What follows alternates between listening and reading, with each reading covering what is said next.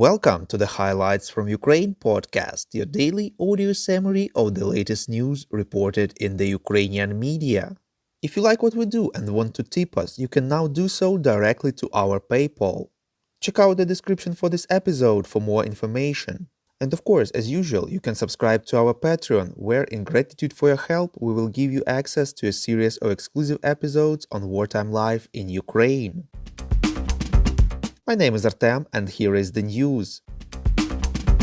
214 days Ukraine defends itself against the forces of the Russian invasion. President of Ukraine Volodymyr Zelensky informed that in Crimea, local occupational administration is targeting with mobilization specifically Crimean Tatar people who are in their majority strongly pro-Ukrainian. Zelensky pointed out that this is another element of Russia's policy of genocide, another reason for the immediate and tough reaction of the whole world. He added that the same is happening on the territory of Russia itself. This is a deliberate imperial policy to target peoples of, for example, Dagestan and the entire Caucasus, as well as indigenous peoples of Siberia and other territories. He informed that now we see people, in particular in Dagestan, who begin to fight against mobilization. Over 100 people were detained at a rally against mobilization in the Autonomous Republic of Dagestan in northern Caucasus, Russia, reports Ukrainska Pravda. According to the estimates of the Russian BBC service, at least 301 servicemen from Dagestan died in the war with Ukraine. This is 10 times more than the death toll for Moscow, whose population is about 5 times that of Dagestan. Several occasions of arson of Russian military commissariats responsible for mobilization were registered yesterday. Military commissariats were set on fire in the Kaliningrad and Leningrad regions of Russia, as well as in Mordovia. Head of the Russian Orthodox Church Patriarch Kirill said in his Sunday sermon that those Russians who die in the war against Ukraine are making a sacrifice and all their sins are washed away, reports Ukrainska Pravda. At the same time, he added that the church prays that this war ends as soon as possible. President Volodymyr Zelensky stated that after the so-called referendums on joining Russia are held in the occupied territories of Ukraine, negotiations with the Kremlin will become impossible, reports Censor. In an interview with CBS News, President of Ukraine stressed that Putin knows it and him continuing with the fake referendums is a signal that he is not going to end this war. Zelensky said that the occupiers are forcing the residents of the captured territories to come to vote, and those who do not come will have their electricity cut off.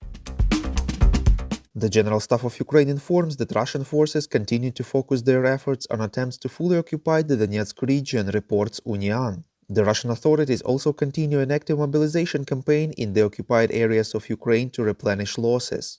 They try to force locals to take part in the fake referendums as well. In some areas, there are reports about the Russian military visiting every apartment both to force people to come and vote and to find men for mobilization.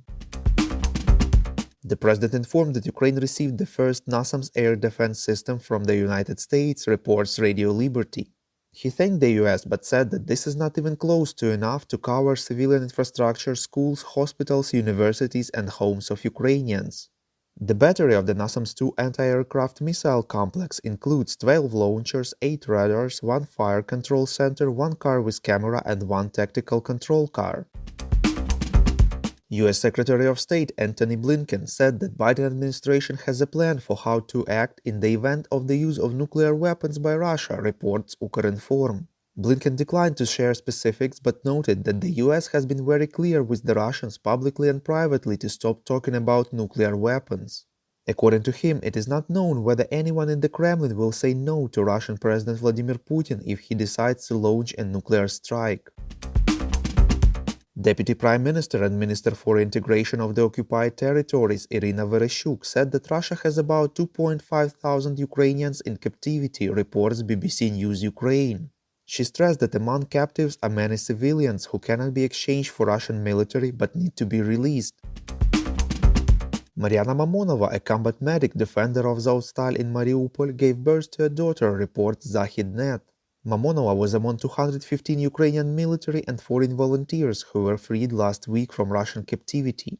Volodymyr Zelensky congratulated Mariana and wished both mother and daughter peace and victory.